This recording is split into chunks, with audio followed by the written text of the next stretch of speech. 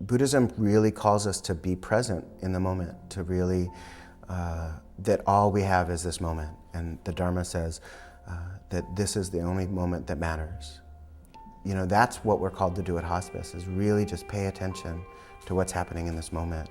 When you sit down with a resident or you walk into the room with a resident, you know, first you're asked to fall in love with them wholeheartedly, knowing that they're going to die. And so you know what to expect. You know that they're going to die. You know that there's going to be grief here. You know there's pain here. And Buddhism says we don't run away from that pain.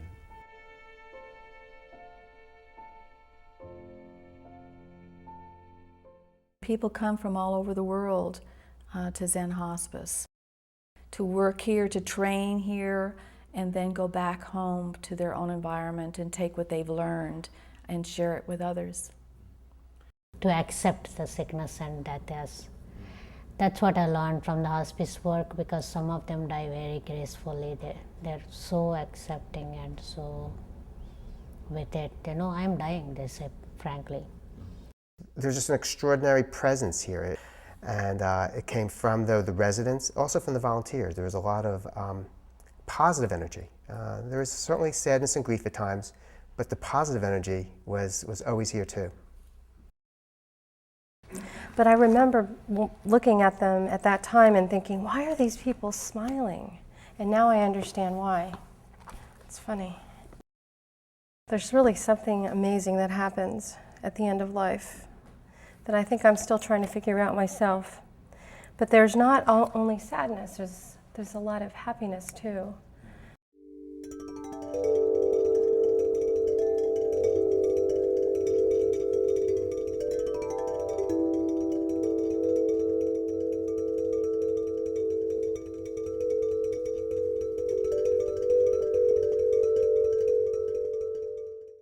Zen Hospice, many years ago, started this residential care.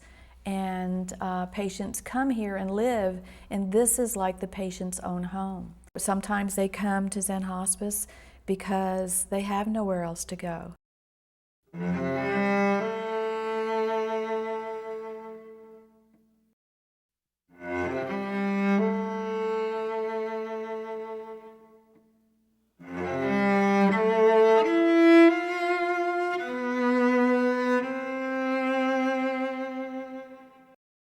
Some days I feel like they are my elders. Some days I feel like they are my children.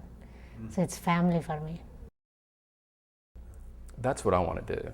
That's what I'm interested in. I'm interested in meeting heart to heart. If it's with hospice, that's what I'm going to be doing.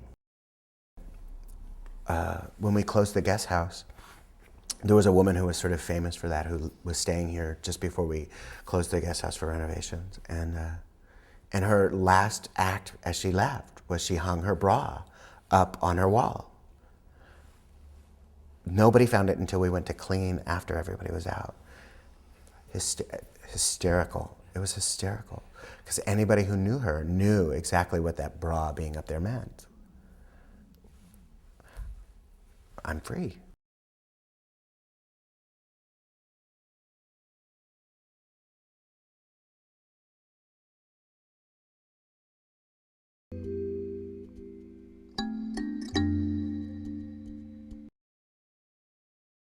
This is a hospice that's based on Buddhist philosophy, but our volunteers come from all walks of life and from all religions and no religion. And all we ask is that they have some sort of contemplative spiritual practice. Zen Hospice has at its core the practice of mindfulness.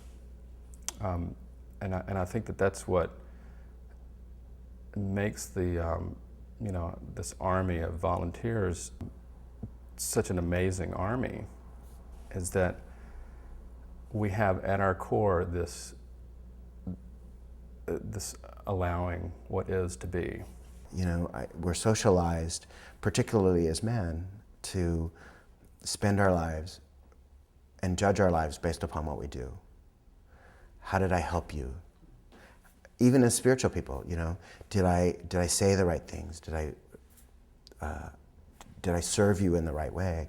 And at hospice, we're really not even called to do anything except be there. This is really natural work. It's just all of our conceptions about, about weird-looking bodies or confrontation. You just whatever it is that becomes a barrier. As soon as that sort of parts, then that natural ability to serve is just can flow. Yes, we do things, but it's not the doing that's really the focus of our work. It's the presence, it's the mindfulness, it's the beingness that we bring that is why we are here.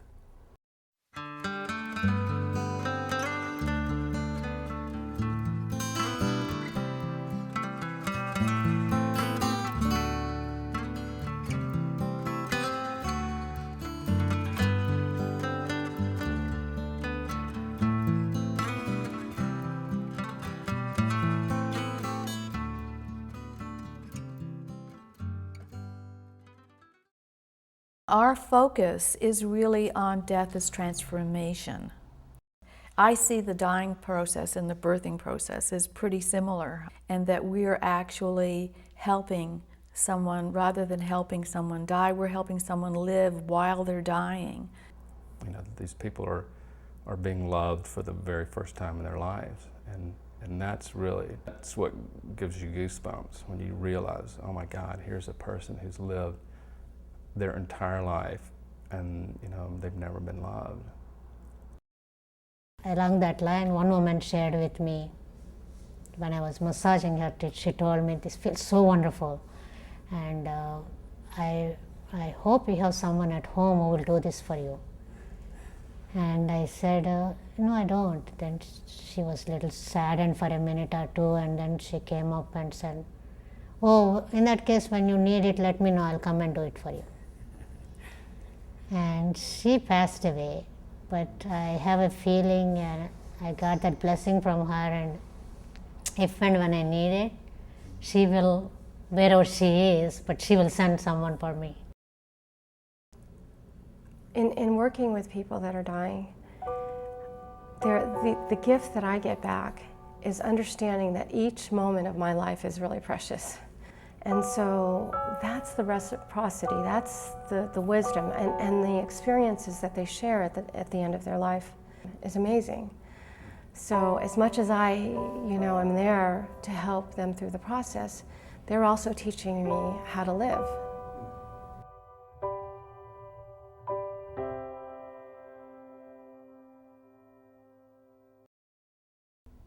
We all imagine the moment of death, and it's everything that we imagine, and it's nothing like we imagine.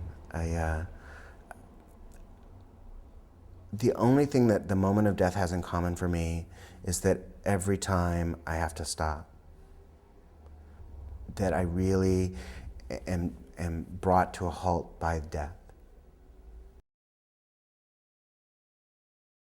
The dying process is similar to that, in that there's just something that happens in the room, this shift of energy that you somehow feel.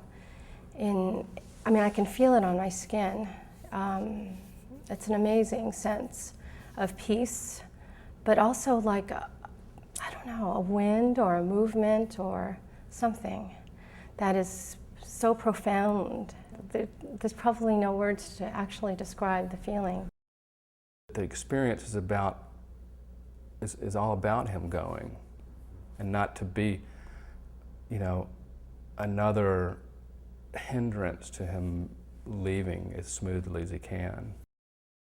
Ayikho indlela eyakhaya masisha umfula impilo kayesathi belwe anuka iyele impilo umfula upilo kinuka umfulo namandla nuka imadla umfula mawukele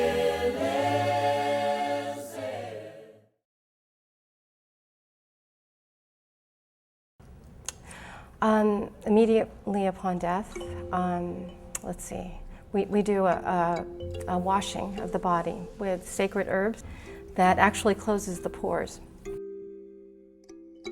We bathe their bodies in this tea from the top of their head to the bottom of their feet.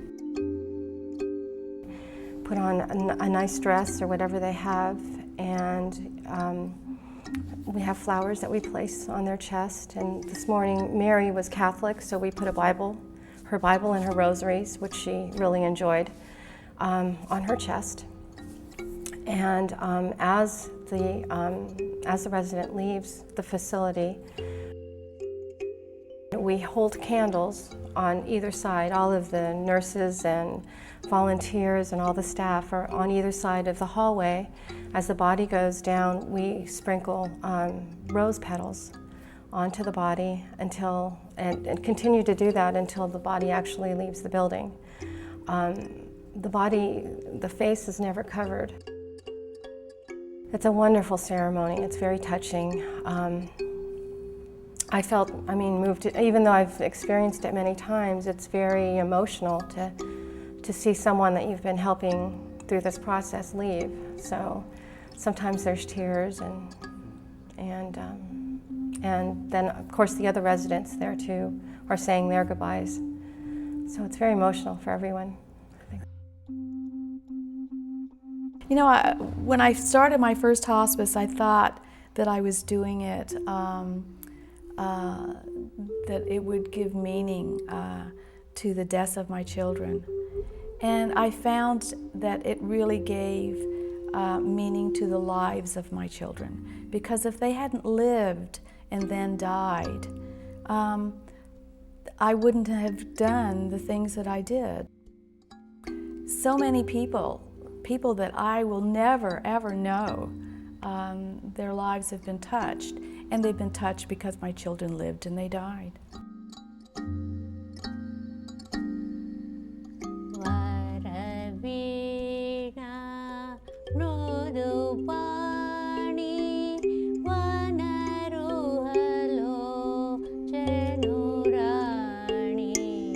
Suruchira